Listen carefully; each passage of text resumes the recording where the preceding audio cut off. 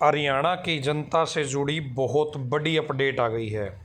बिजली कर्मचारी संगठनों ने दी बड़ी जानकारी। नहीं होगी 3 दिवसीय हड़ताल, मामला हुआ सेट।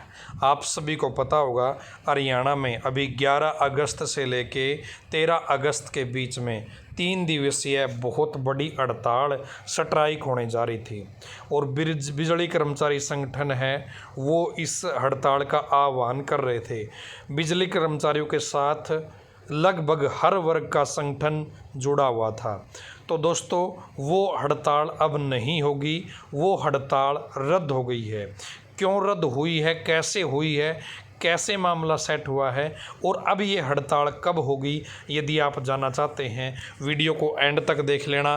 चैनल पर पहली बार आए हो तो सब्सक्राइब करके बेल के आइकन को ऑन कर लेना ताकि आपको आगे भी सही समय पर सही जानकारी मिलती रहे। तो दोस्तों आप स्क्रीन पर देख पा रहे हो the proposed 3-day strike by Haryana power employees and engineers scheduled from 11 August to 13 August 2026 was withdrawn and postponed after a marathon meeting between the employee union and Haryana energy minister Anil Vij. तो दोस्तों आज बहुत बड़ी मीटिंग हुई और ये मीटिंग लगभग 4 से 5 घंटे चली है, ठीक है। और उस मीटिंग के बाद ये फैसला लिया गया है कि फ़िलहाल जो 11 से 13 अगस्त वाली जो हड़ताल थी वो नहीं होगी और नई डेट बाद में घोषित की जाएगी 2 महीने के बाद यदि ज़रूरत पड़ी तो। अब ज़रूरत पड़ी तो क्या क्या मामला है वो भी बात करूँगा। उससे पहले आपको पता होगा कि ये मामला उठा क्यों था, मुद्दा क्या था इस हड़ताल का।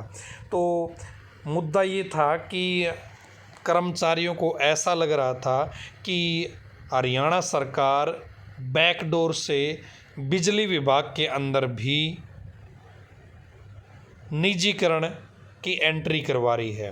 वो क्यों करवा रही है? क्योंकि एक तो एग्रीकल्चर डिस्कॉम बनाने का प्रस्ताव है वो रखा हुआ है। एग्रीकल्चर डिस्कॉम क्या है आपको ये भी पता होना चाहिए। जैसे आपकी UHBVN है ये एक डिस्कॉम है, आपकी DHBVN है ये भी आपकी एक डिस्कॉम है। इसी तरीके से इनके साथ ही एग्रीकल्चर डिस्कॉम और बनाई जाएगी, ऐसा प्रस्ताव रखा गया था। एग्रीकल्चर डिस्कॉम का क्या होगा?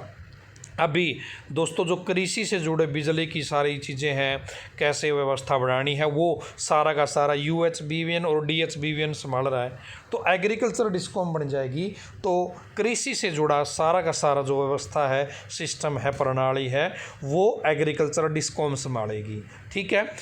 और सरकार का कहना ये था कि भाई अभी इन दोनों डिस्कॉम पर ज़्यादा बोझ है, तो यदि एक और डिस्कॉम बन जाएगी तो पब्लिक के लिए यानी कि किसानों के लिए राहत हो जाएगी, उनकी जो समस्या है वो आसानी से सोल्व आउट हो जाएगी।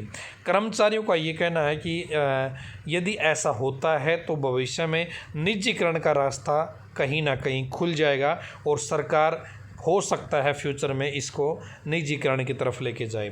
साथ में दूसरा मुद्दा ये था कि गुड़गांव और नूंह की साइड में एक और प्राइवेट कंपनी ने भी अप्लाई कर रखा था कि मैं भी इस एरिया के अंदर जो सिस्टम है बिजली का, बे उपभोक्ता को मीटर लगाना है, उसके घर तक लाइट पहुंचानी है, कोई रिपेयर करनी है, मेंटेनेंस आ गई, वो सारी की सारी वो प्राइवेट कंपनी करने वाली थी। जैसे जियो आई थी, जियो ने सब कुछ शुरू में बहुत अच्छा किया था लेकिन बाद में बहुत महंगा हो गया और फिर अब सारे लोगों ने ही महंगा जो है सौदा कर दिया है। सेम ऐसा ही सिस्टम ना हो बिजली विभाग के अंदर, इसलिए ये संगठन है, कर्मचारी इकट्ठा हुए थे और इसका विरोध कर रहे थे।